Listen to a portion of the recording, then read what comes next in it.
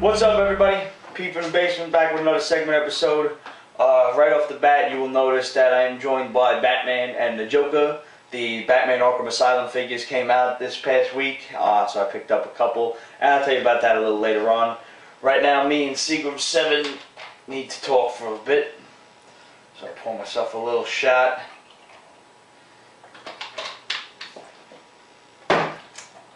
Here's to your health.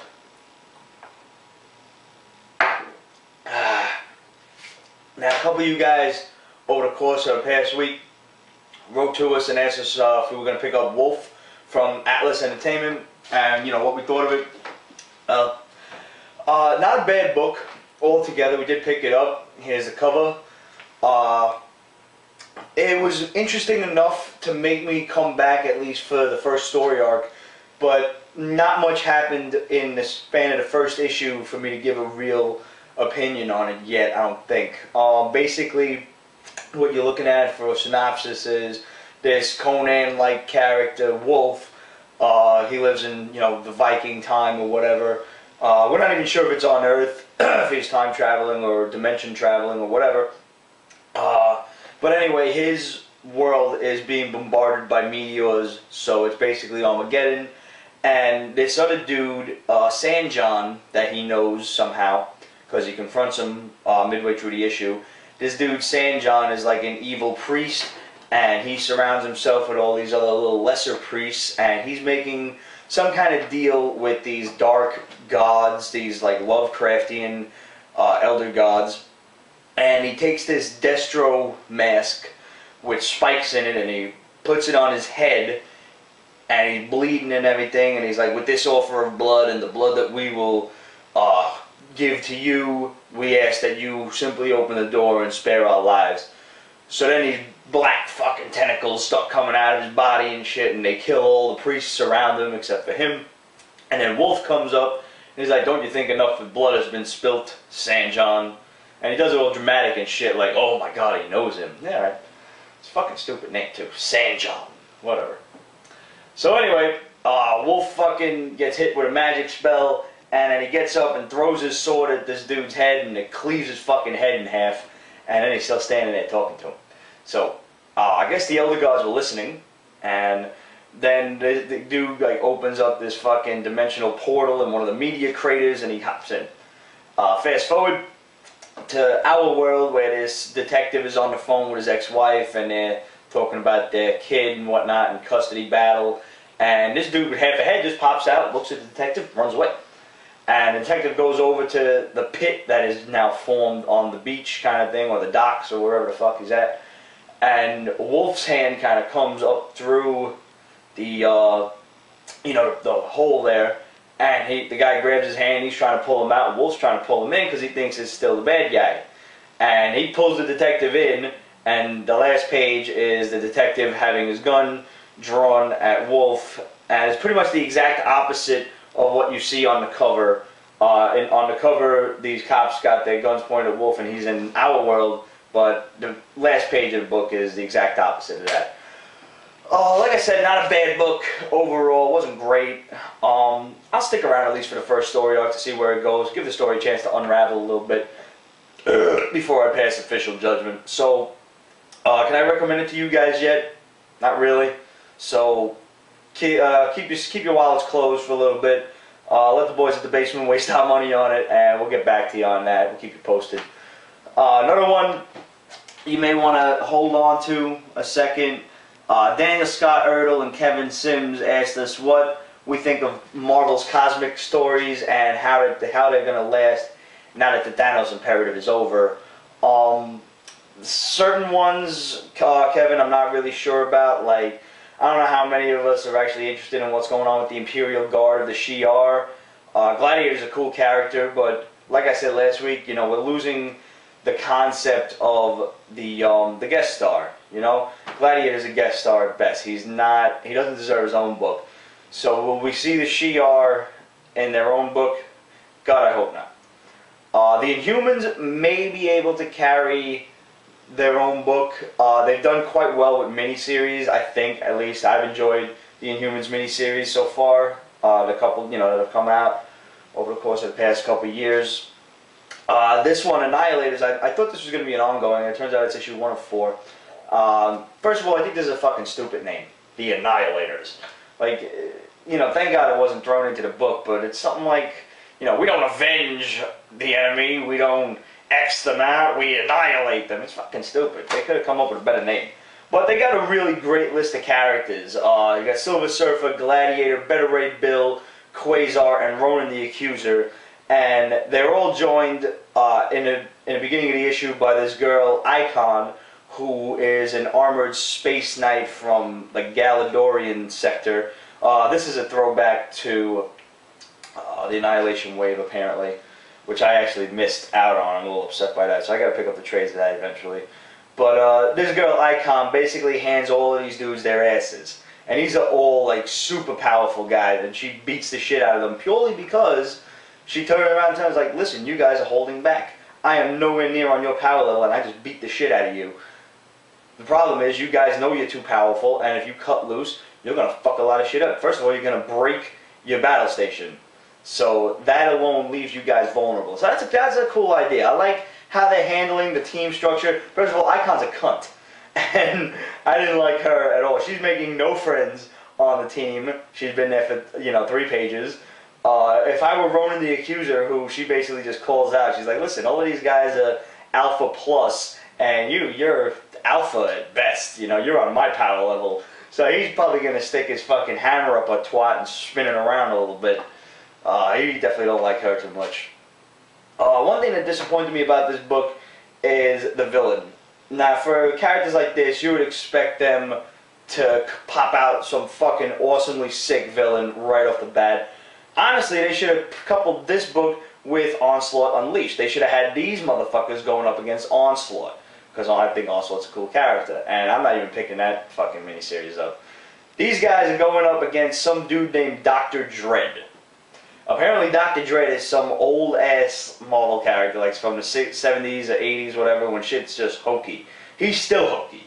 He reminds me, he's like, okay, there's Judge Dredd, there's Lord Dredd. If anybody remembers the Captain Power TV show that used to be on, like 25 fucking years ago, it was a live-action show. It was actually a pretty cool show. So we got Judge Dredd, Lord Dredd, and Dr. Dredd. So this guy, Dr. Dredd, releases these ancient sorceresses, and that's pretty much how the book ends. Am I overall interested? Yeah, I'm gonna pick up the other 3 issues. Thought the bad guy could have been something bigger,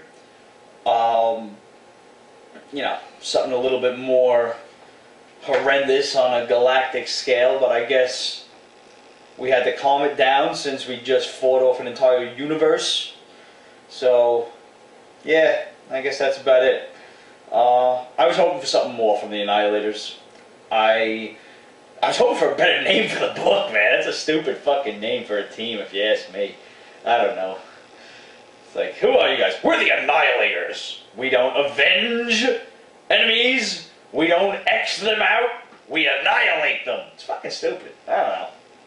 So anyway, what else do we got? Robert Sutton wanted to know what comic books from DC and Marvel upset you most and why. Wow, Rob. I really have to probably sit and think about that one, but right off the top of my head, any classic characters that are not done right. Superman, for example. Not enjoying the Straczynski storyline. I tried. I really did. I like human interest stories. I mean, he was walking around on Earth and everything, and he was trying to get more in touch with the people. I gave it a shot. Didn't work. Superman needs to come back to what makes him good, and that is fighting crazy-ass powerful enemies. Lex Luthor in Action Comics, okay, at least they didn't give him his own miniseries titled Lex Luthor. I don't know. I gave up on that one, but I've heard good things about it, truthfully. Any of the Batman books, pick one. What the fuck ever happened to David Finch's Dark Knight? That was the one I was enjoying, and of course that's the one that's never going to come out again. The recent books of Thor, I don't care for. I don't like the new storyline. Anything X-Men at the moment, They're still recovering from this whole vampire fiasco, so not totally interested in that. I'm happy that Spider-Man is not numbered amongst them at the moment. Had you asked me this several months ago, he would have been. So yeah, Rob, that's pretty much my answer to that. Any classic character that they have no respect for and they don't do right, you know? I want to draw your attention real quick before I get to the next question. The new Darkwing Duck Annual came out from Boom Studios. I have not read this book, but I can't see myself not enjoying it. But I want to draw your attention to the homage to the very classic Batman cover for the Killing Joke, where it would be Joker and Batman in the crosshairs of the camera. And in this case, we have Quacker Jack and Darkwing Duck. This is truly a masterpiece of a cover. Well done to the guys at Boom Studios. I'm really happy. I'm enjoying Darkwing Duck. Let's see what else we got here. Dylan Mazza wanted to know if we'll be picking up Flashpoint and what miniseries from that storyline we're considering. If you guys don't know, Flashpoint is the new Flash storyline that's going on right now by Jeff Johns. And Flashpoint, we don't really know where it's going to go. It involves Barry Allen from the future coming back to talk to Barry Allen in the present. And it's apparently going to open up some kind of other universe. And it's going to cross over into a lot of other things. And, you know, a lot of DC characters are going to get their kind of Flashpoint counterpart versions. That having been said, I don't have a lot of faith in this book. I did like the prelude to Flashpoint that came out in the most recent book, issue of Flash. So I'm definitely going to give it a shot. And truthfully, I like to go into events like this with low expectations. So that way, you know, hopefully I come out happy. Because I figure if I go in with low expectations, I'm difficult to disappoint and easy to please. So let's go with what miniseries we're going to be collecting. Yes, Batman Night of Vengeance, and that is only because the book is going to be done by Brian Azzarello and Eduardo Russo, who did 100 Bullets and the Batman storyline Broken City. That was fucking nuts. They are a great creative team, and they should really get together far more often than they do. So I'll be picking that up and hope to enjoy a new Batman book, at least for a little while. Captain Cold, I will definitely be picking up Citizen Cold, purely because I like the character. I love the character Captain Cold. I remember him from the old Superpowers cartoon. And I just thought he was a cool character then, even though the Super Friends was kind of hokey. And I think he's a cool character now. That having been said, I will definitely be picking up Legion of Doom. Heatwave looks really awesome on the cover, and I'd like to see who else might be included in this, and just the fact that they called it Legion of Doom.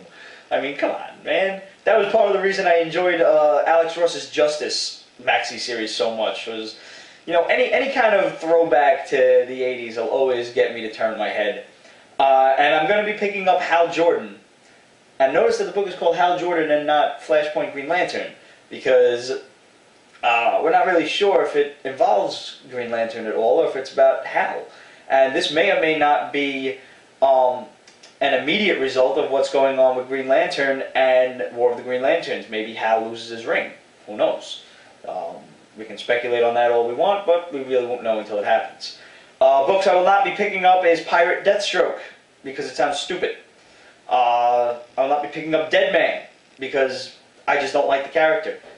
I don't like Brightest Day. I'm not interested. I will not be picking up Emperor Aquaman, because it's Aquaman. And the final book that I am on the fence about is World of Flashpoint, which is probably an all-encompassing kind of thing. And the only reason I'm even remotely considering this is, judging by the cover, we may see Wonder Woman beat the shit out of Aquaman. So, alright, I'll rock with that for a little bit. I'll probably pick up the first issue and let you guys know how that goes. Kevin Hellions wants to know, what titles or family of titles do you ignore purely because there are just so many hours in the day and you can't read everything? I don't really get into like Young Avengers and stuff like that. I've been ignoring all the X books lately. I don't get a lot into Deadpool. I think Deadpool Team Up is really, really funny, but that's the only Deadpool book I read. God damn it, I buy a lot of shit. So does fucking Ramon.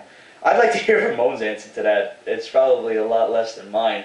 I don't read a lot of DC books, truthfully. I'd love to pick up Batman, but I don't. I'd like to pick up Superman again, but I don't. I only think I read Flash and Green Lantern, and GL Corps from DC regularly. I read Superman and Batman. Most of the other shit, like Justice League, I don't read. JSA, I don't read. But keep in mind, this is a great question for all of us out there, because we don't review every single book out there.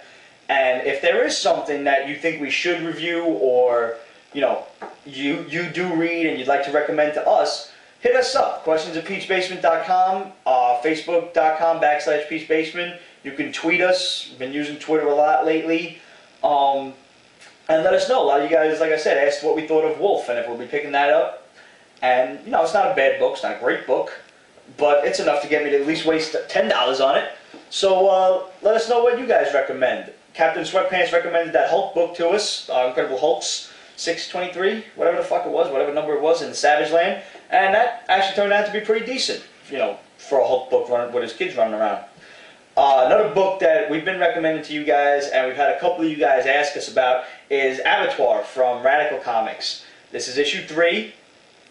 This book is fantastic. It's creepy as shit, but at the same time, there's a lot of stuff going on about this, and excuse me, the book doesn't come out nearly as fast as I'd like it to. So for that reason, I love it and I hate it at the same time. I wish it came out quicker. So on that note, I think what I may wind up doing is waiting for the next 3 issues to come out. I will be buying them all, and I think I'm going to wait so I can read it all at once and then let you guys know how it goes. I can tell you right now that I can recommend you the trade already. I'm 3 issues in, and it's a fucking awesome story. There's this creepy old guy going around buying houses that people have gotten killed in, and somehow the real estate salesman has now been framed for one of the murders that took place in that house. Probably because he didn't want to sell it to the creepy old guy. And this old guy may or may not be a Grim Reaper or the devil himself. Not sure. But Radical usually fails to disappoint. So I really, really like their series that they come out with. This one is 6 issues long, which is long. It's a regular size book. Radical usually puts out the 64 to 96 page book, so at least you get 3 comics right away. That's what they should have did with this one. It's coming out so fucking slow, man. I need it now. Give it to me now. Abattoir's good. That's what I'm trying to say there. Abattoir's good. I still picked up Grimm Fairy Tales, Myths and Legends, because the particular story arc is good. It reads like it's a stupid teen horror movie. There's a giant werewolf outside killing people, and these, fucking mentally incapable teenagers with dysfunctional fucking social disorders are locked in an asylum and are going to get killed. That's a perfect make to a slasher movie. This is going to start to suck soon. I just don't know when. And when it does, I'll stop reading it. But the first story arc is cool. And speaking of cool story arcs, I am still happy to be enjoying IDW's Infestation. Zombies are running around. This one, the Baroness and her Cobra crew are taking on some zombies. I'm glad that I didn't see Snake Eyes running around the first issue, fucking hacking them up with his katana. Don't get me wrong, I love Snake Eyes more than anyone. I named my dog Timber, for fuck's sake. And yeah, but sometimes they overuse him, and I'm not for that. So Infestation's a great story, guys. If you're not on it yet, it'll probably be easy to pick it up because it's only about a month or 2 old. You should definitely go back and get it if you're into zombies and you want to have some fun with zombies, and you don't just need the crazy horror bloodthirsty shit. That about does it for my comics this week and for your questions. Ken Jenkins had a really good question, and I think I'd rather wait for that for when we're all together in order to answer it, about the future of comics and independent companies, and a lot of shit being absorbed by the big 2, and we'll see what happens. We'll get a group discussion going on that one. Lastly, at my time at the comic shop, I picked up the Batman Arkham Asylum action figures. These fucking things are so cool. They're well detailed. They have a lot of articulation. The Joker looks so sick. Batman, actually the Joker looks like his old Superpowers toy counterpart from Kenner. Batman, the cape is real rubber. It kind of flaps. It's got the really aerodynamic sculpt to it. And the body itself looks exactly like the Batman black and white statue that they came out with for the Arkham Asylum series. So if you can't afford $85 for the statue, you could definitely pick up this one for 16 bucks. And it's fucking really great. It's got a lot of cool articulation, which you don't find in figures these days. I'm definitely going to wind up picking up the Scarecrow figure and probably the Harley Quinn figure from the first series. And we'll see what happens with the second series. The chrome armored Batman does look pretty cool, so I'll probably get that one too. And that about does it for me this week, guys. So we'll catch you next week at the basement. And now I'll turn you over to the rest of the boys, and we'll see what they have to say. Take it easy, guys. Okay, so let's start with True. Not you. True. 17 came out today. Well, not today, but if you're not reading it, there's, first of all, shame on you. There's got to be a very deep, dark, psychological reason why you're not reading it, unless you just never heard about it. But if you just started reading it at issue 17 and didn't read the past ones, why would you do that? You need to read them all. You need to get the trades or get your hands on the other issues somehow and read them all, so you understand the history, the characters, blah blah blah. So, great story. I like the incorporation of incorporation. I'm going with it. Of his sister and his daughter into the mix. I think that's a good. That's pretty cool. But in the next issue, 18, has this cover that Ramon, I think. I don't want to think about that. So, but you know, she was good. On the Facebook, we got a letter from Daniel Daniel Scott Ertl, saying, "How do you guys feel about cosmic titles? I think it's the best that Marvel has to offer." I don't agree with that, just because I'm not the biggest cosmic title guy. So,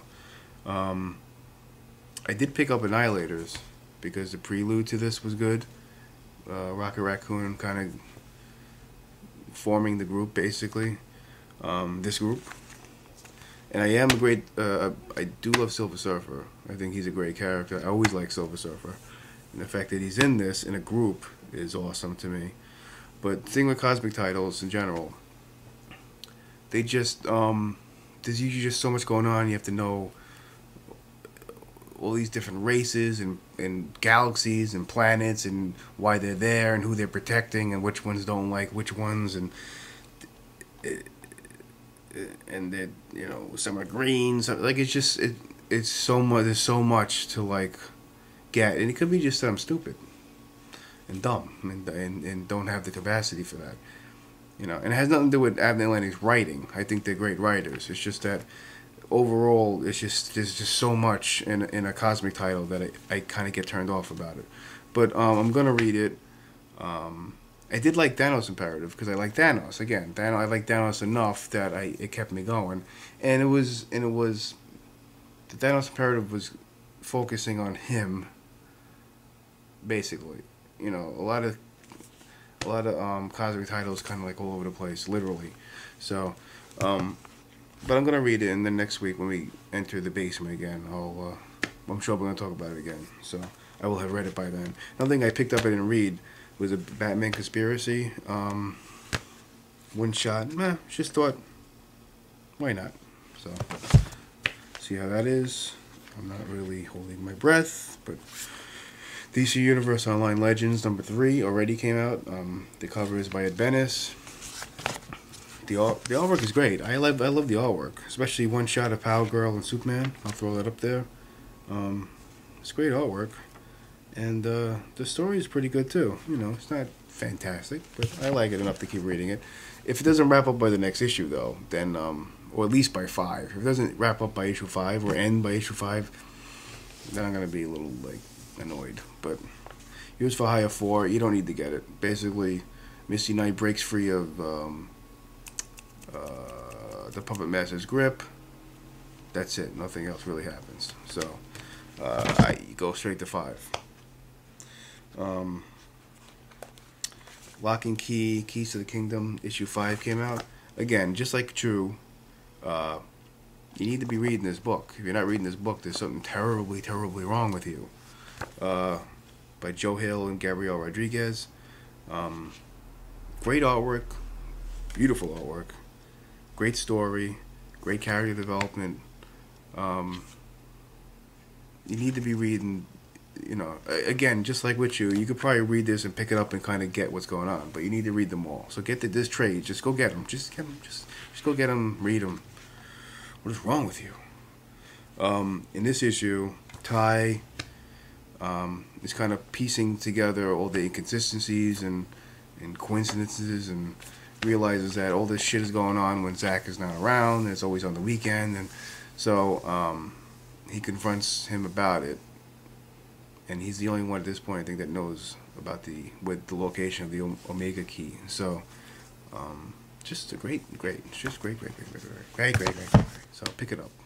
And the funny thing is, Lock and Key and Chew, 2 different companies, they both do the same thing in the first page, the back cover of the issue, where they give like a little tiny synopsis of the story, to kind of catch you up if you just started there, I guess, or just to kind of refresh your memory.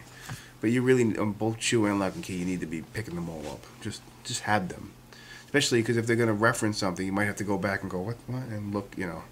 So, and finally, Axe Cop, 1 of 3. I just picked it up because it looked funny, from Dark Horse, and what they say, and it seems so, is that it's written by a 6-year-old and drawn by his 30-year-old brother. So, the story seems to be written by a 6-year-old. I'm willing to believe that. So, and it makes it even funnier, the fact that it's written by a 6-year-old. It's just craziness, and it's just really funny. So you got Axe Cop and Military, is it? Dinosaur Soldier. Just those names right there, funny. He's a cop, but he doesn't have a gun. He has an axe. So it's just, I think if you were an adult trying to write as if you were a 6-year-old, it wouldn't be the same thing, and I think it's great. So I'm gonna pick up the rest of them just to see what it's about. So, and we got some more questions. What titles or family titles do you ignore because there are just so many hours in a day and you can't begin to start following all of it as well? Most of the Batmans I don't pick up. I just can't. And Wolverines and Hulks, those are characters all 3 characters I think are great. I just can't follow them. We'll be picking up Flashpoint and what miniseries for Orbit. Blah, blah, blah, blah. I think I'll get Flashpoint, or just repeats. I don't know. See how I feel. How long do you think that Cosmic Marvel is going to be on the shelf after the Thanos Imperative? Thanos Imperative was great. Abnett Landing, they know their way around the Cosmic title, so I think the Annihilators will do the trick. I think I don't think it's going to get like, it's going to, do badly and get canceled or anything. What do you think of the new Superman reboot? They need to just leave it alone. How many times are you gonna redo Superman? Just leave it alone. And Kevin Costner and Diane Lane as Mom and Pa. Kent, I don't really see it. Diane Lane's great. Kevin Costner, but I don't see them as, no, don't see it. What comic books from DC and Marvel upset you the most, and why? Well, Marvel, probably Wolverine and Hulk, characters that I think are great, but they're just, in DC, I guess Grant Morrison's Batman, and yeah, I think that's it. Nothing else really makes my skin crawl necessarily. What do you guys think about digital comics? I'm not against it. I think there's something to say about actually having a physical comic in front of you and reading it, but same thing with the tablets in regards to books. You know, I see people on the trains and buses with tablets, and they're cool. I'll probably get one, but there's something to say about having a book.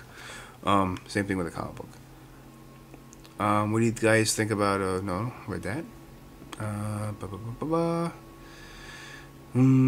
That's it. So, yeah, I think the rest were directly to Pete. So I'll let him answer those. That's it. So we'll see you whenever we feel like it. Yeah. So I picked up quite a few comic books this week, and I can't review this because my director would turn me a new one. And that's not good. My old one works fine. Don't need a new one. So I'm going to be selective about what I review. And I don't even know what's book of the week, to tell you the truth. We'll discover it together. Nope. Nope. No. Well, okay.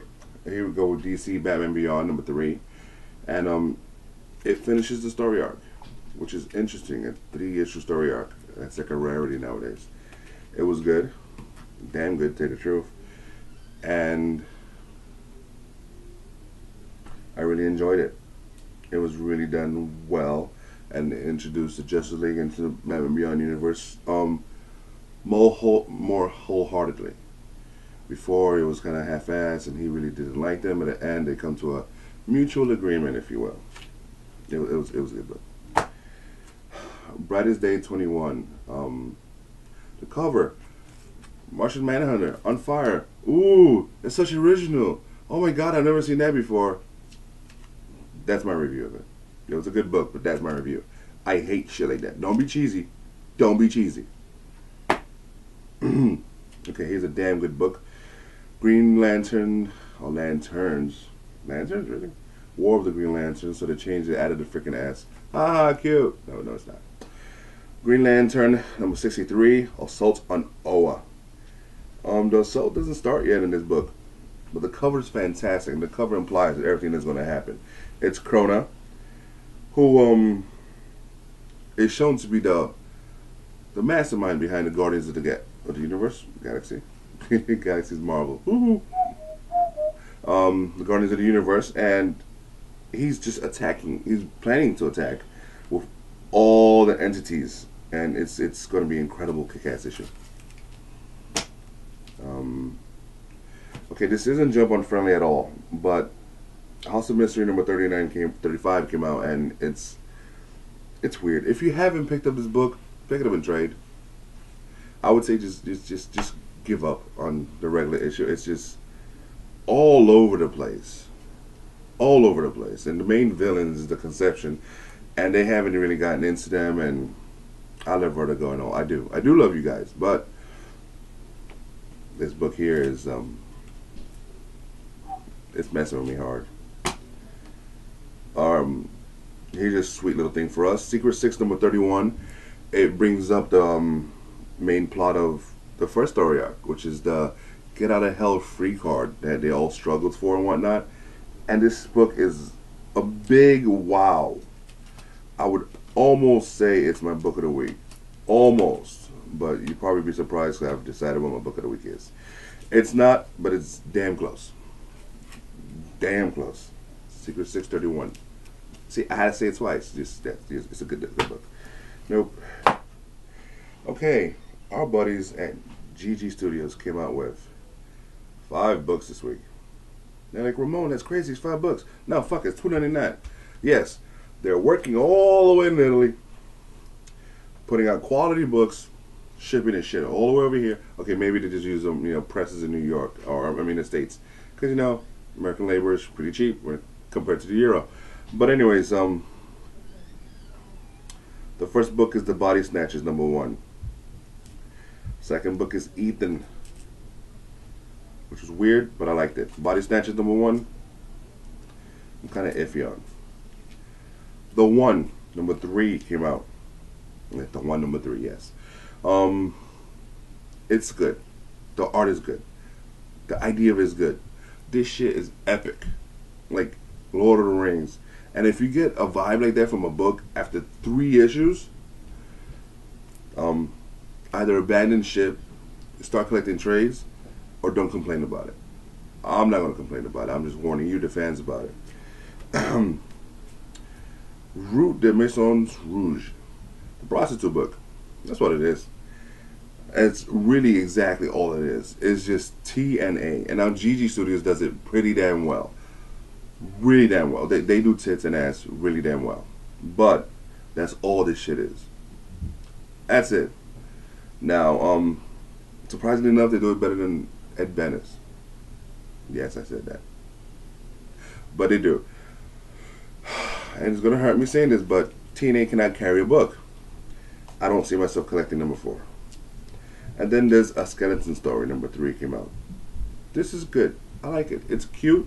The animation, the idea behind it is nice, kind of goth-ish, you know, the whole, they're in the dead world. So this living girl is in the dead world and is freaking out people and whatnot, especially the Reaper. I like it. I really do. I'm looking forward to number 4. That was GG Studios right there. I'm not going to review that. And here's my book of the week, which I wasn't even going to pick it up, but the hype behind it was just massive. And I was like, the fans are going to want me to pick it up. So I picked it up. Carbon Gray, number 1. Let me just say the art is spectacular. And not spectacular in the whole, excuse me, Ed Bennis is a lot of tits everywhere. Well, sure is. There's boobies in this. And there's like some chemical where you could like enlarge them, but that's a different fantasy and a different day. It's not as epic as the one, but there's details involved in it that we're eventually going to get into. But the way it was told is also, it's tantamount to like fucking poetry. This is but my book of the week, hands down. Gorgeous art. This should be a movie. The way this starts, this incredible action scene. The art is gorgeous. Did I mention the art is gorgeous? And then the story behind it is, it gets you into it. It explains things, but it's not just plain prose. It's just, wow. Carbon Gray, book of the week. You know what? If nothing comes out good next week, it's gonna be book of the week next week too for me.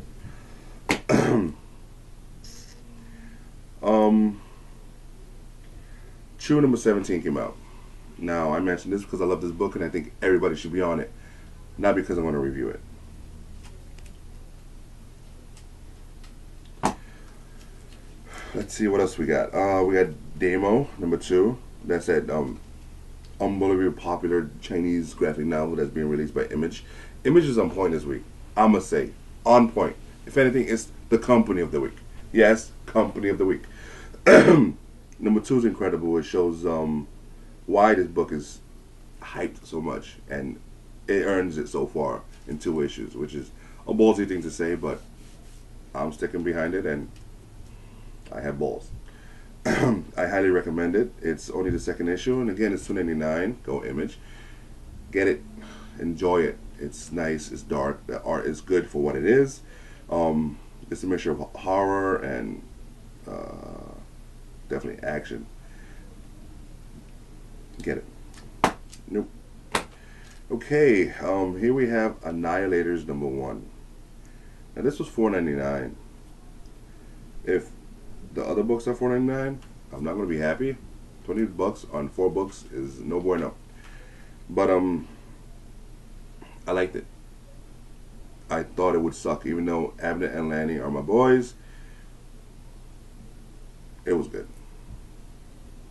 Surprisingly enough. I really thought like too much muscle on one team that you're gonna milk it for what it is. But in the beginning they spoof it. This person, I'm not gonna say nothing, comes up and just whoops their asses and totally takes them on, and she doesn't even have superpowers, it seems. It seems her powers haven't been shown yet. She just has armor and unbelievable training. And she even disses Ronan and accuses him of just being below the rest of the team. And if you know Ronan, if you know the Cosmic Universe in Marvel, you know that's going to irk the hell out of him. So, there you go.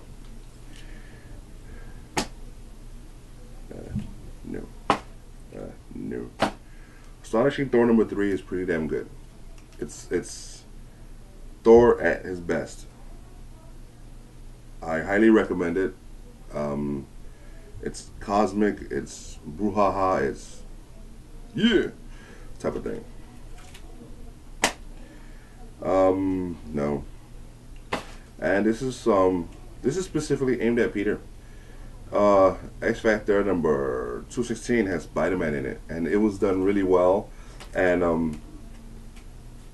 I liked it. I love X Factor. It's written really well. The art is appropriate for what it is, and just really, really highly recommended.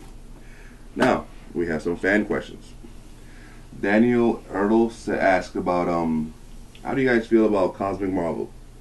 I think it's the best that Marvel has to offer. Cosmic Marvel has been the best that Marvel has to offer. Is it right now? No. The Guardian of the Galaxies were beautiful. It was a brilliant idea. The concept behind that, Nova, and yes, I'm biased. I am freaking bitter about the fact that they killed him off. I'm not gonna lie, I am. Sue me. But it's definitely better than DC's.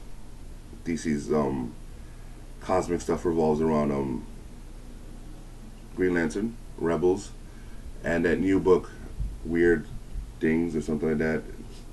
I haven't picked it up. And I don't know, I just don't think DC's really doing it for me. I like Marvel's idea of it.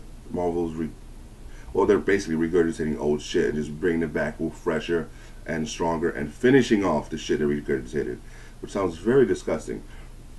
But let's just move on.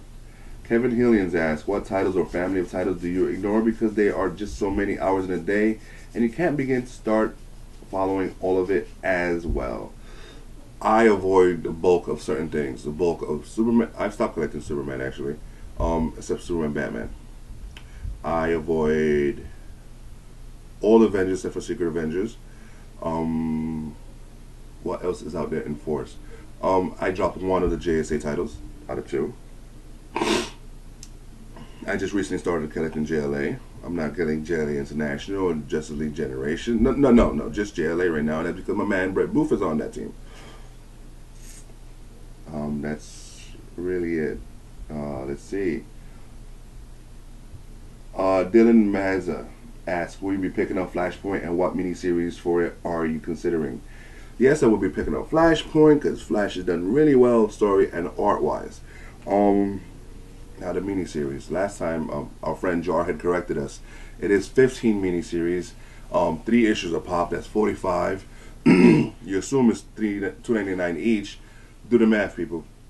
Do the math. It's $100 plus. And I don't know. I honestly don't know what I'm picking up. I haven't looked into it. Team Dad and Fear itself. I'm just sticking on to the main ones right now. I usually hit the shop early, so I might just browse a book or two and decide then. But I don't know. There's something there with Deathstroke, and quite frankly, they're kind of trying with Deathstroke, but I'm pretty sure I'm going to avoid that. Let's see. Gary Cherm asks us, what do you think of the new Superman reboot? Kevin Costner, Diane Lane being Ma and Pa Kent. You know, Viggo Mortensen's attached to it. How do I feel about a British man being an American icon?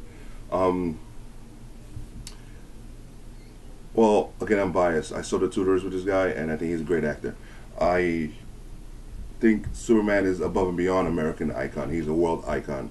Him, Spider-Man, Batman have taken comic books to the international level, and why the hell not? That's my opinion on the actor.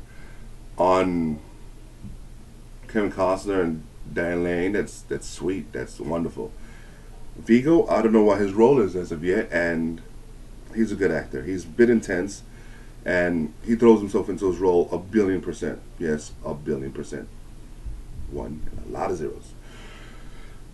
And I expect good stuff from him in whatever role he plays, as long as he's not naked again. That nude scene he did in that movie, no and no.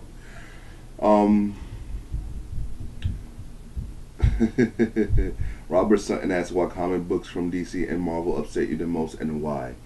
What upset me from DC last was probably when they canceled Legion of Superheroes. They brought it back recently, and I hate that. Don't cancel shit that's good and then bring it back not that long afterwards. If you're unhappy with the team, if you think the story's gonna shit, fix it.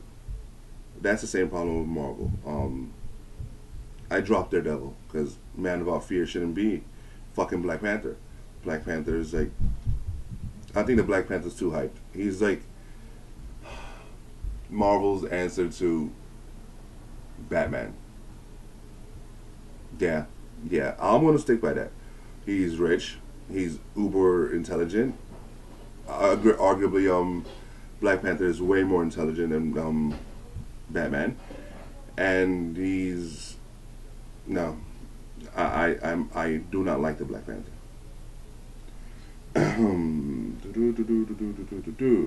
What do you guys think about the digital comics?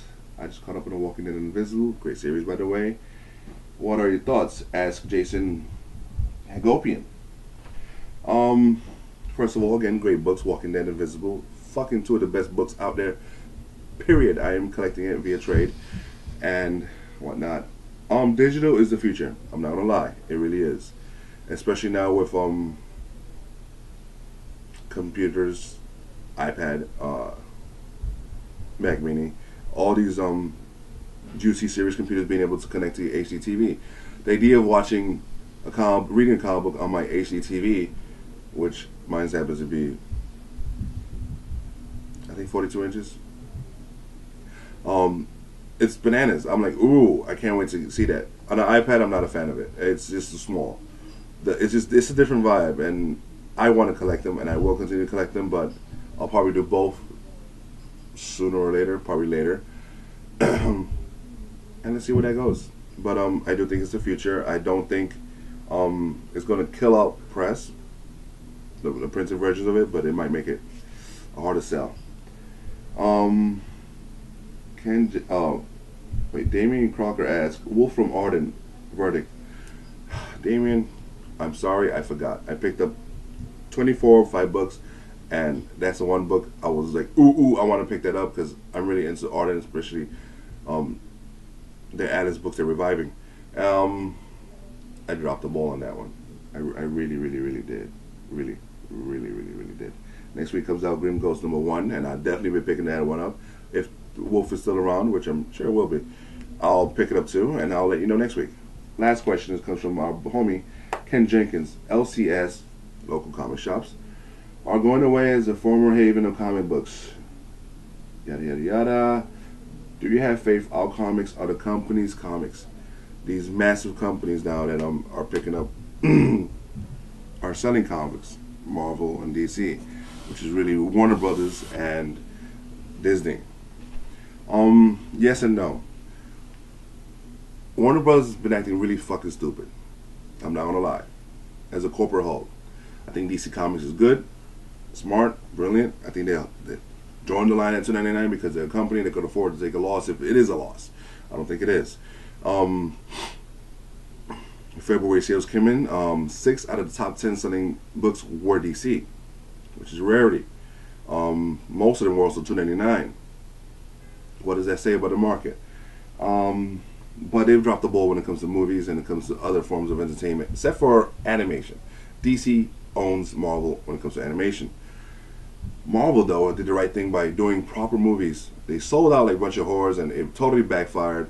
And they're doing shit themselves, and they're doing shit with star-filled casts and great budgets, and it's true to the comic. Companies will stay true to the comic book as long as we support them. Iron Man was good because it was a good interpretation of what Iron Man should be, and we supported that. But if we get shit like we got back in the day, like, you know, Hasselhoff playing Nick Fury, yeah, I went there. We're not going to support it, right? So it's up to us to keep the companies honest. It's up to us to make sure they give us what the fuck we want. And that's my opinion on that. Hopefully DC will do right. DC has not mentioned nothing about a JLA book, a movie. Marvel Avengers is on. JLA should be getting the green light sooner than later, damn it. And that's what the fans want. That's what the fans should get. Hopefully DC could clean up their act. and then the whole world will be on the comic books. That's it. This shit ran long. I'm gonna get killed, but there you go. Next week, guys.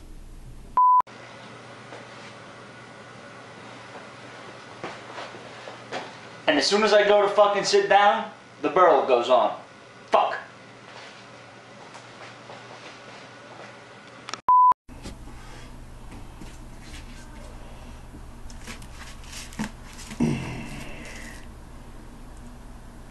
Oh, Jesus. That's not good.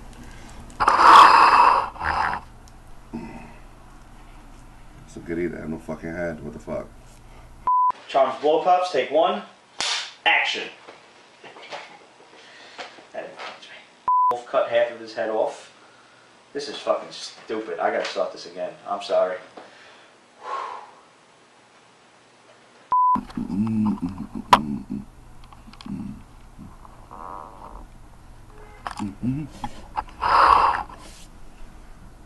Way off.